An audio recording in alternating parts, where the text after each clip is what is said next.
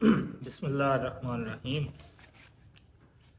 Safe انداز بیاں رنگ بدل دیتا ہے، ورنہ دنیا میں کوئی بات نئی بات نہیں۔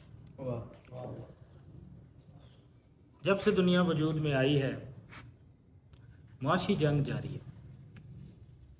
شروع کے انسان کی بات کریں تو جب انسان اس دنیا میں آیا تو وہ بالکل تنہا تھا، پھر اس نے خاندان بنایا، فیملی جب بن گئی تو پھر فیملی کے نتیجے میں ایک گروہ کی تشکیل ہوئی، گروہ نے پھر ایک قبیلے کی شکل اختیار کی، قبیلہ جب پھلنے پھولنے لگا تو اس قبیلے کے نتیجے میں ایک گاؤں کا وجود عمل میں آیا، اور یہ گاؤں ترقی کرتے کرتے شہر کی شکل اختیار کر گیا۔ اس معاشی ترقی کے نتیجے میں پھر انسان نے اپنے آپ کو ایکسپلور کرنا شروع کیا، دنیا کے مختلف خطوں تک پہنچا، اور پھر ملک وجود میں آتے چلے۔ یہ ایک ثقافتی، سماجی، معاشی اور ثقافتی ترقی کا یہ جو عمل ہے، اس کے اندر جو انسان کی بنیاد رہی ہے وہ اس کی معیشت رہی۔ آج ہم جس موضوع پہ بات کرنے جا رہے ہیں وہ ہے کارل مارکس اور کمیونزم۔ کارل مارکس اور کمیونزم، جب بھی کارل مارکس کا نام آتا ہے فوراً ہی ذہن میں ایک لفظ آتا ہے، وہ ہے کمیونزم۔ اب یہ لفظ جو ہے یہ کب سے اس جہان میں موجود ہے، اس نے دنیا کے اوپر کیا اثرات ڈالے ہیں، اور دنیا میں آنے والے مختلف انقلاب کس طرح سے اس سے متاثر ہوئے، لوگوں کی سوچ کو اس نے کس طرح سے متاثر کیا ہے، لوگوں نے اس کو کس انداز سے قبول کیا۔ انقلاب اور اس کے اثرات اور اس کو اپنانے کا جو طریقہ ہے ممالک کی جانب سے، اس کے اوپر ہم بعد میں بحث کریں گے۔ پہلے ہم تھوڑی سی کارل مارکس کے اوپر بات کرتے ہیں کہ کارل مارکس کون تھا، اس کی ابتدائی زندگی کیا تھی، ذاتی زندگی کے مختلف جو پہلو ہیں اس کے اوپر تھوڑی سی بات کریں گے، کوشش کرتے ہیں۔ تو سب سے پہلے جرمنی کے اندر 1818 میں کارل مارکس کا جنم ہوتا ہے۔ یہ وہ دور ہے کہ جرمنی اپنے فلسفیوں کی وجہ سے دنیا بھر میں ایک نام کما چکا ہے، چاہے وہ ہیگل ہو، چاہے وہ شوپنہار ہو، چاہے وہ نیٹشے ہو۔ یہ وہ لوگ تھے جنہوں نے دنیا کے اندر سوچ میں ایک انقلاب برپا کر دیا تھا، دنیا کے بہت سے لوگوں کی سوچ کو متاثر کیا تھا، یہاں تک کہ ان کے افکار کی روشنی دنیا کے تمام خطوں پر موجود ہر زیرو جو سوچنے کا عمل رکھتا ہے، جو سوچنے کو پسند کرتا ہے، وہ ان سے متاثر تھا۔ ابتدائی زندگی کی بات کریں تو کارل مارکس کا والد فریڈرک مارکس نسلاً یہودی تھا، جرمنی میں آباد تھا، اور کیونکہ یہ دور یہودیوں کے اوپر ایک کڑا دور تھا، اسی دور کے اندر آپ کو وہ تمام علامتیں ملیں گی جس کے نتیجے میں ہولوکاسٹ اور اس طرح کی چیزیں وجود میں آ رہی تھیں، نسل پرستی کے عروج کا دور تھا۔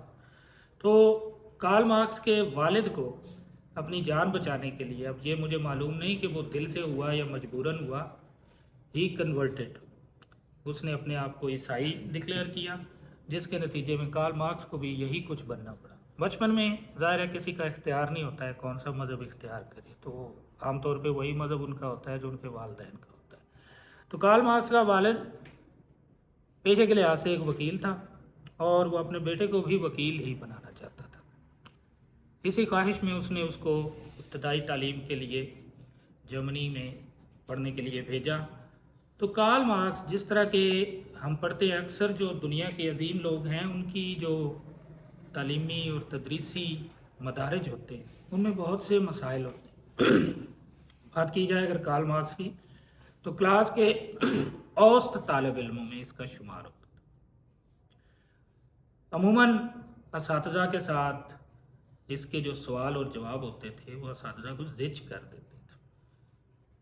اکثر اس کے ٹیچرز کہتے تھے کہ جو سوال اس سے پوچھا جاتا ہے یہ اس کا جواب اپنے انداز سے دینے کی کوشش کرتا ہے، درسی کتب کو فالو نہیں کرتا ہے، اور جو رٹے رٹائے جوابات لکھنے کے ہمارے طالب علم عادی ہوتے ہیں یہ وہ کام نہیں کرتا تھا۔ یہ ہمیشہ اپنے ذہن سے سوچ کر اس کے اوپر سوالات اٹھاتا تھا۔